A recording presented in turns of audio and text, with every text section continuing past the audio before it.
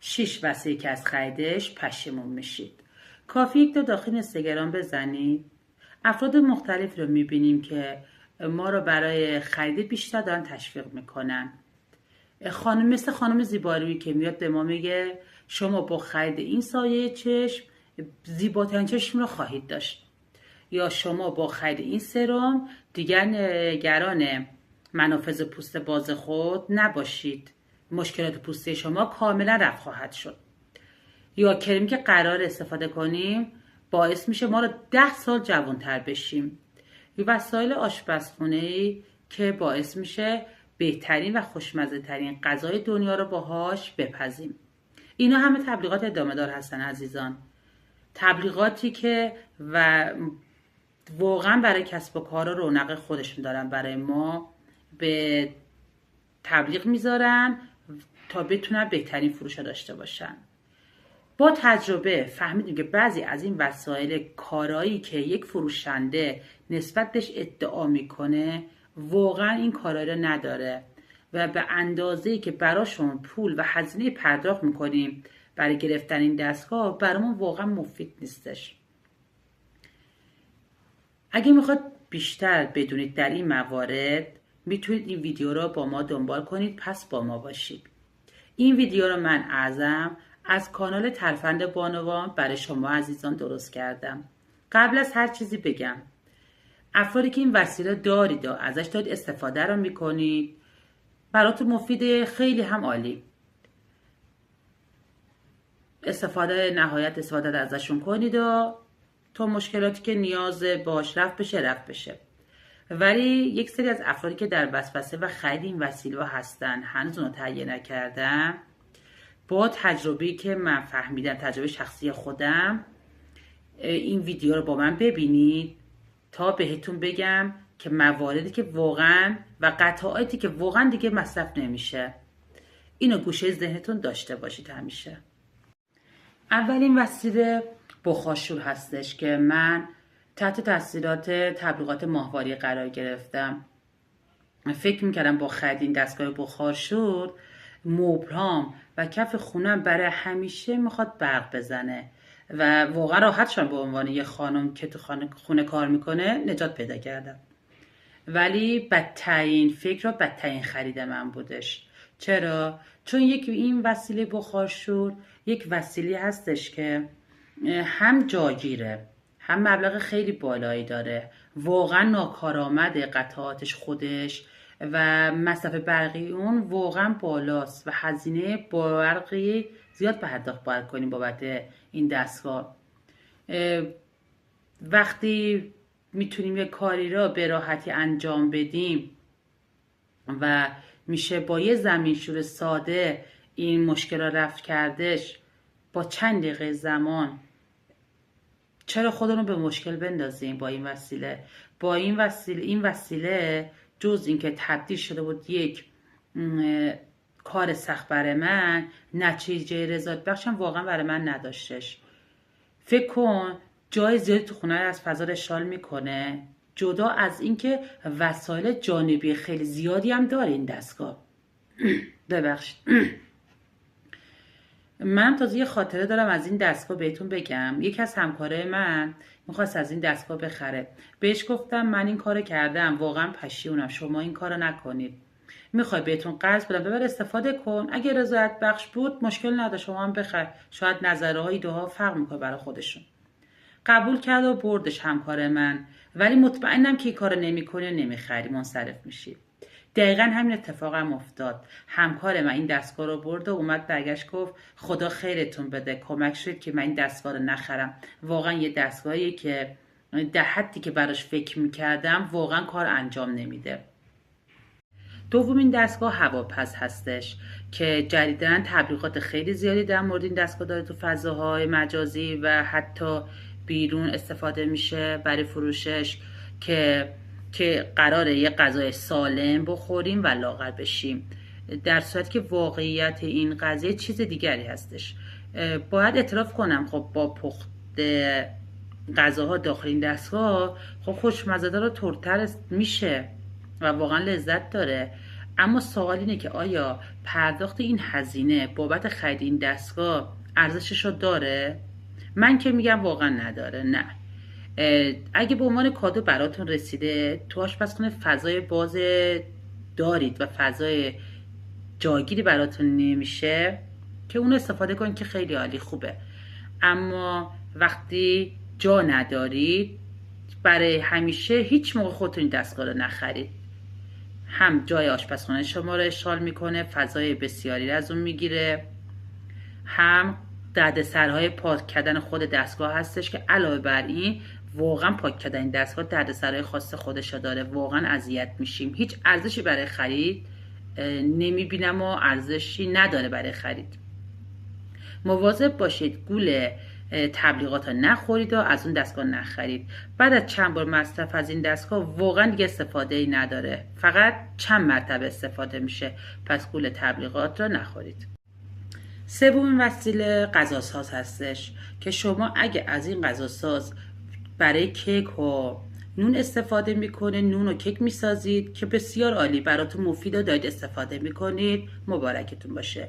ولی اگه این دستگاه برای این موارد استفاده نمیشه، این دستگاه جز این که جاگیر هستش، فضای زیادی رو تو خونه برای خودش میگه داخل آشپزخونه، و جابجا کردن این دستگاه و جابجا کردن قطعات این دستگاه، منظورم اینه نه خود جا دستگاه، و منظم کردن این دستگاه واقعا وقت و حوصله و زمانی میخواد که باید حوصله داشته باشی، وقت کافی داشته باشی که بتونی قطعاتون رو منظم کنی.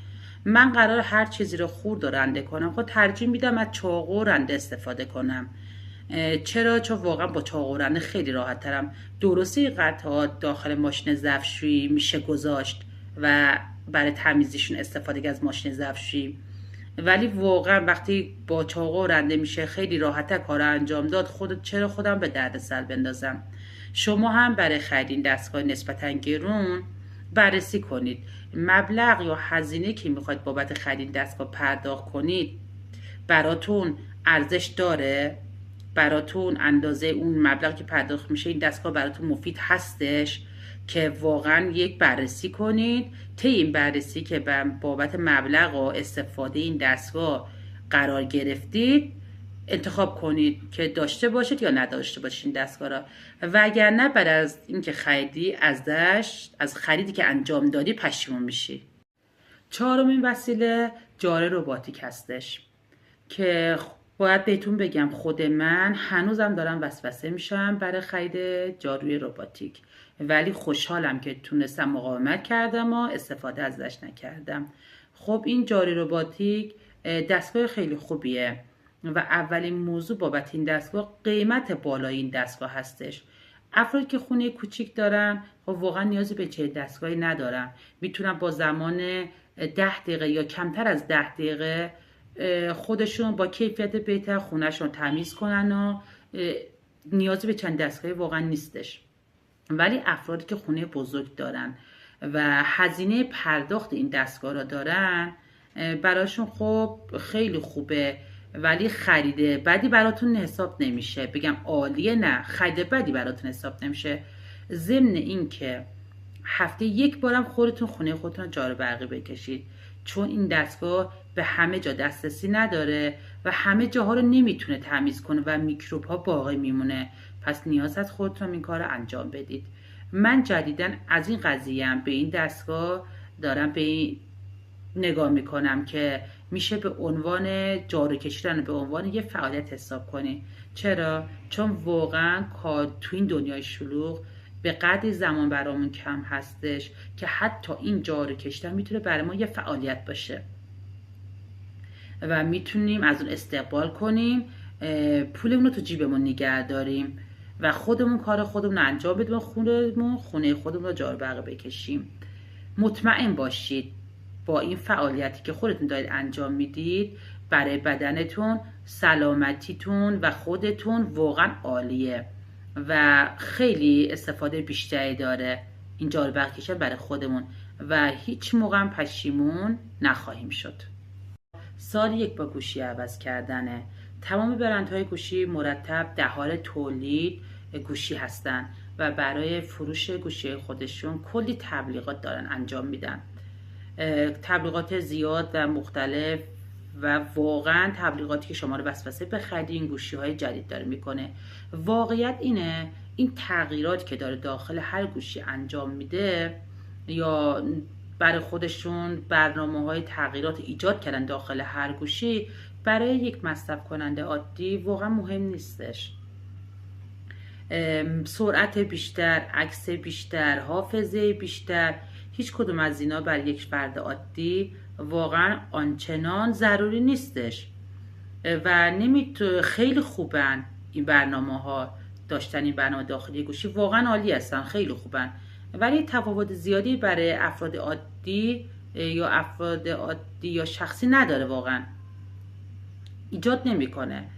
سرعت بیشتر برای مصرف بیشتر، برای شخصی بودن گوشی یا عادی بودن افراد اهمیت واقعا نداره. من فکر میکنم زمانی باید گوشی رو عوض کنیم و اونو بتونی جاگزین کنی زمانیه که گوشی یا قدیمی شده یا گوشی دیگه واقعا خراب شده باشه. گول این تبلیغات رو نخورید و هر سال خودتون رو به زحمت نندازید و با درآمدی که به دست آوردید و هزینه که برای خودتون پس انداز کردید هر سال یک گوشی جدید نخرید، چون بعد از چند مدت یا در آینده خیلی نزدیک از خرید این گوشی پشیمون میشید. پس نگران گوشی خودتون نباشید. در موارد ضروری کار ما رو داره راه میندازه. ششمین وسیله لوازم آرایش‌های جدید هستش. در سال لوازم آرایش‌های جدید با کارکردهای جدید تولید میشه که مدعی هستن که واقعا زنها رو دارن زیباتر میکنن و جوری تبلیغ میکنن که آدم احساس میکنه با استفاده این وسایل آرایشی زیباترین و بدون استفاده از این وسایل آرایشی زشتترین زن دنیاست. مثلا هایلاتر. خود هایلاتر یه موادی که برای هر آرایشی واقعا نیاز نیستش و مورد استفاده قرار نمیگیره. باید دقت کنیم، اینا همش تبلیغات هستن، گول تبلیغات رو نخوریم و هر وسیله که داره تبلیغ میشه فوری اقدام به خرید انجام ندیم. یه تجربه داشته باشیم یا یه تجربه کسب کنیم و یه تحقیق بابت خرید این وسیله داشته باشیم.